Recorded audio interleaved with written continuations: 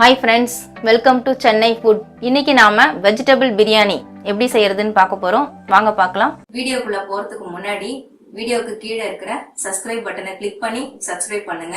பக்கத்துல இருக்கிற bell பட்டனையும் கிளிக் பண்ணுங்க. நான் ஒவ்வொரு வீடியோ போடும் பொழுதும் உங்களுக்கு நோட்டிஃபிகேஷன் வரும். நம்ம சேனல்ல ரொம்ப ஈஸியா புரிந்து கொள்ளும் வகையில் நிறைய ரெசிபீஸ்க்கான வீடியோஸ் அப்லோட் பண்ணிருக்கேன்.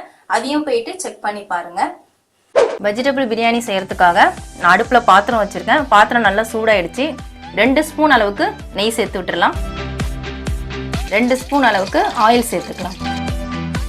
ஒரு பிரியாணி இலையை நான் 2ஆ கட் பண்ணி வச்சிருக்கேன்.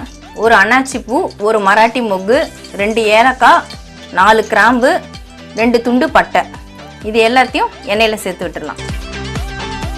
சேர்த்து விட்ட பட்டை கிராம்பு எல்லாமே பொரிஞ்சிடுச்சு. நான் 2 பெரிய வெங்காயத்தை நீல நீளமாக கட் பண்ணி வச்சுருக்கேன். பிரியாணிக்கு இந்த மாதிரி கட் பண்ணாதான் பிரியாணி நல்லா டேஸ்ட்டாக இருக்கும். இந்த வெங்காயத்தை சேர்த்து விட்டு நல்லா வதக்கிக்கலாம். 2 பச்சை மிளகாயை நான் 2ஆ வெட்டி எடுத்திருக்கேன். இதையும் இதில் சேர்த்து விட்டுடலாம். வெங்காயம் நல்லா வதங்கணும். ப்ரௌன் கலராக வர வரைக்கும் வதங்கணும். நல்லா ப்ரௌனாக வர வரைக்கும் வதக்கி எடுத்துக்கோங்க. வெங்காயம் நல்லா வதங்கிடுச்சு. நல்லா ப்ரௌன் கலராக வர வரைக்கும் வதக்கிக்கோங்க. இப்போ இஞ்சி பூண்டு பேஸ்ட்டை சேர்த்து விட்டுடலாம். நான் 2 ஸ்பூன் அளவுக்கு இஞ்சி பூண்டு பேஸ்ட் எடுத்திருக்கேன். இதை சேர்த்துட்டு பச்சை வாசனை போகிற அளவுக்கு வதக்கிக்கலாம். இஞ்சி பூண்டு பேஸ்ட்டு பச்சை வாசனை போகிற அளவுக்கு நல்லா வதக்கியாச்சு. நான் 2 பெரிய தக்காளியை நீல நீளமாக கட் பண்ணி எடுத்திருக்கேன். பிரியாணிக்கு இந்த மாதிரி கட் பண்ணி போட்டால் பிரியாணி நல்லா டேஸ்ட்டாக இருக்கும். ரொம்ப ஈஸியாக வதங்கிடும். இந்த தக்காளி இதில் சேர்த்துட்டு நல்லா வதக்கிக்கலாம். தக்காளி நல்லா வதங்கிடுச்சு. இப்போ வெஜிடபிள்ஸ் எல்லாத்தையும் நாம் சேர்த்து விட்டுடலாம்.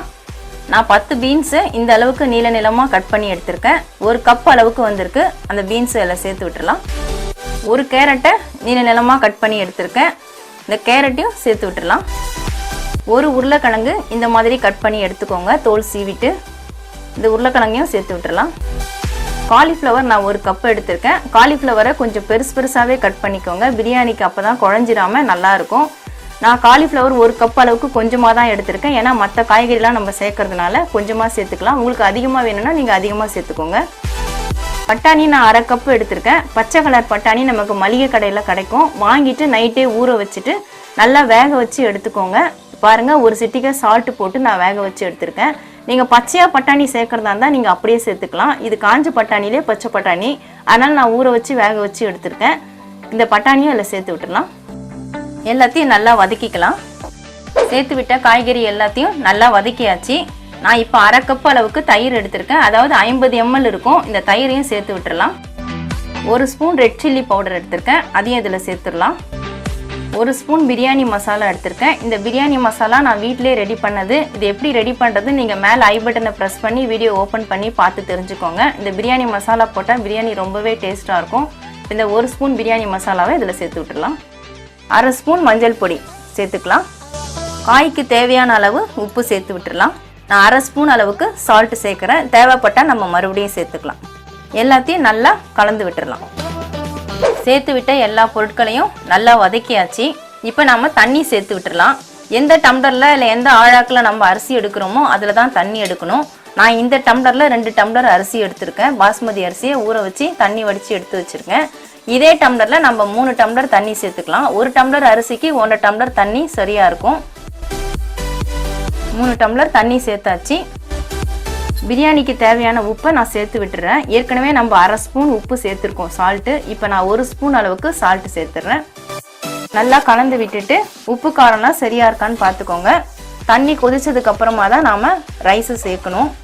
பிரியாணிக்கு சேர்த்து விட்ட தண்ணி இப்போ நல்லா கொதிக்க ஆரம்பிச்சிச்சு. நம்ம பாஸ்மதி அரிசியை சேர்த்து விட்டுடலாம். இந்த பாஸ்மதி அரிசியை நான் 1/2 மணி நேரத்துக்கு முன்னாடியே ஊற வச்சுட்டேன். தண்ணியை வடித்து எடுத்து வச்சுருக்கேன். இப்போ இதில் சேர்த்து விட்டுருவோம். நல்லா ஒரு முறை கலந்து விட்டுடலாம். கடைசியாக கொஞ்சம் கொத்தமல்லி தழையை தூவி விட்டுடலாம். புதினா இருந்தால் புதினா தூவிக்கோங்க, இல்லைனா கொத்தமல்லி மட்டும் போதும். அடுப்பு மீடியம் ஃப்ளேமில் வச்சுட்டு ஒரு 10 நிமிஷம் மூடி போட்டு விட்டுடலாம். வெஜிடபிள் பிரியாணி மூடி போட்டு விட்டு 10 நிமிஷம் ஆயிடுச்சு. ரெடி ஆயிடுச்சான்னு பார்ப்போம். சூப்பராக ரெடி ஆயிடுச்சுங்க. ரைஸ்லாம் நல்லா வெந்திருக்கு. பாருங்கள், நல்லா நீல நீளமாக இருக்குது ரைஸ் எல்லாமே. வெஜிடபிள்ஸும் நல்லா வெந்திருக்கு. பிரியாணி ரெடி ஆயிடுச்சு. நான் இப்போ அடுப்பை ஆஃப் பண்ணிடுறேன். நீங்களும் இதே மாதிரி வெஜிடபிள் பிரியாணி செஞ்சு பாருங்கள். ரொம்பவே டேஸ்ட்டாக இருக்கும். இது ஒரு ஹெல்த்தியான ஃபுட்டுன்னு கூட சொல்லலாம். ஏன்னா நம்ம வெஜிடபிள்ஸ் எல்லாமே ஆட் பண்ணுறோம். குழந்தைங்களுக்கு அடிக்கடி செஞ்சு கொடுக்கலாம். நீங்களும் ட்ரை பண்ணி பாருங்கள். சூடான சுவையான வெஜிடபிள் பிரியாணி ரெடி. உங்களுக்கு இந்த வீடியோ பிடிச்சிருந்தா லைக் பண்ணுங்க, ஷேர் பண்ணுங்க, சப்ஸ்கிரைப் பண்ணுங்க. சப்ஸ்கிரைப் பண்ணவங்க மறக்காம பெல் பட்டனை கிளிக் பண்ணுங்க. இந்த வீடியோல ஏதாவது டவுட்ஸ் இருந்தா கமெண்ட்ஸ்ல கேளுங்க. நன்றி, வணக்கம்.